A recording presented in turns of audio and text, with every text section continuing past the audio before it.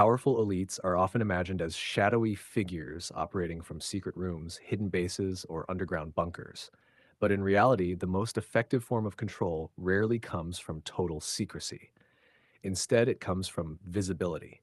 Elites often hide in plain sight, meaning they operate openly, but in ways that people fail to question, challenge, or truly understand. This strategy works not because people are blind, but because human psychology, social conditioning, and information overload make obvious things easy to ignore. One major reason elites hide in plain sight is normalization. When wealth, power, and influence are displayed constantly through media, red carpets, political stages, or business awards, they stop looking suspicious. Private jet travel, billion-dollar deals, political lobbying, and corporate influence become normal news. When something becomes routine, people stop asking how it works or who benefits. Power wrapped in familiarity doesn't trigger fear or resistance. Another reason is psychological comfort. Believing that powerful groups openly influence governments, economies, and narratives can be deeply unsettling. For many people, it's emotionally easier to accept that this is just how the system works, rather than confront the idea that rules may be designed by a small group for their own benefit. Elites don't need to hide when people unconsciously prefer not to see. Distraction plays a massive role. Modern society is flooded with entertainment, outrage cycles, social media trends, celebrity gossip, and constant breaking news. Attention is a limited resource. When people are emotionally exhausted by daily struggles and digital noise, they rarely have the mental energy to analyze long term power structures. Elites benefit from this chaos not by creating secrets, but by letting important truths drown in unimportant noise. Another powerful tactic is openness without clarity.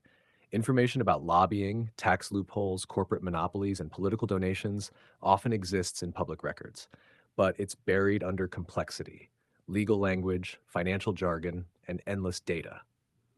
When information is technically public but practically unreadable, it creates the illusion of transparency while keeping real understanding out of reach. This makes people feel informed without being empowered.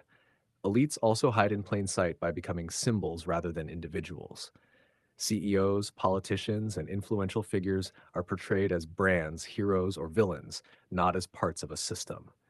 People argue over personalities instead of structures. While the public debates individuals, the system that produces and protects elite power remains untouched and unquestioned. Social hierarchy conditioning also matters. From childhood, people are taught to respect authority, wealth, and status. Expensive suits, titles, luxury, and institutional power signals trigger trust and obedience. When someone looks successful and legitimate, people assume they deserve their position. This conditioning allows elites to operate openly without resistance because their power appears earned and justified. There is also strategic transparency.